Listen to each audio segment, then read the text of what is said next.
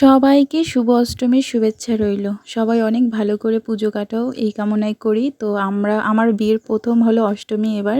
তো আমি রেডি হয়ে বসেছিলাম। আমার ননদিনী চলে আসছে নিতে। তো আমরা এখন মন্দিরে যাব। তো অটোর জন্য ওয়েট করতেছিলাম। এখান থেকে কাছে, কিন্তু আমরা শাড়ি পরছি বলে তো হেঁটে যেতে পারবো না। তারপরে অটোর জন্য অপেক্ষা করতে পাইনি। পরে ভ্যান পাইছি, ভ্যানে উঠে গেছি। ভ্যানে উঠে মজা আছে, অনেক বাতাস ছিল। তারপরে অঞ্জলির জন্য দুই হলো ননদ বৌদি মিলে অঞ্জলি দিতে বসে গেলাম। আর রাহুল বসছিল ওর ফ্রেন্ডদের সাথে ওই সাইডে। তো আমাদের অঞ্জলি দেওয়া কমপ্লিট। তারপরে আমরা এখানে একটু ভিডিও, একটু পিক টিক তুলাতুলি করতেছিলাম। বাট একটা পিকও ভালো উঠতেছিল না। 3টা ফোন নিয়ে চেষ্টা করতেছিলাম, ভালো উঠতেছিল না। তারপরে আমরা হলো একটু ভিডিও করলাম। তো আজকে দেখো সুমনাকে অনেক সুন্দর লাগতেছে। সুমনা হলো আমার ননদ, ঠিক আছে। তো ওকে আজকে পুরো সাদা পরি লাগতেছিল, অনেক সুন্দর লাগতেছিল এক কথায়।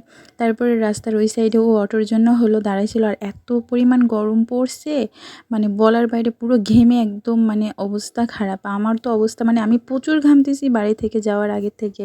তো এইখানে আমি একটু শ্যুট নিচ্ছিলাম, ওকে বলতেছিলাম তো পিক যেহেতু ভালো হচ্ছে না, তো তুমি আমাকে একটু ভিডিও করে দাও। তো এইখানে ও আমাকে একটু ভিডিও করে দিচ্ছিল। তো দেখো গরমের অবস্থা একদম পুরো কায়েল।